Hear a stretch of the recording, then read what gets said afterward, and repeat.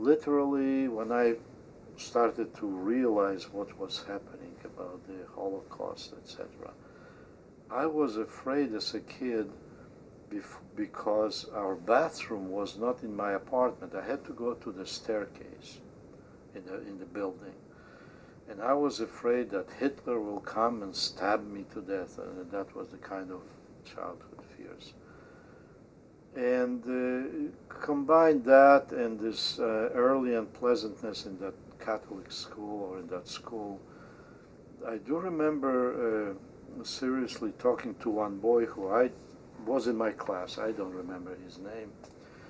But I was trying to find out how could I become non-Jew, because it was not a good thing to be a Jew. And of course that discussion led nowhere, of course.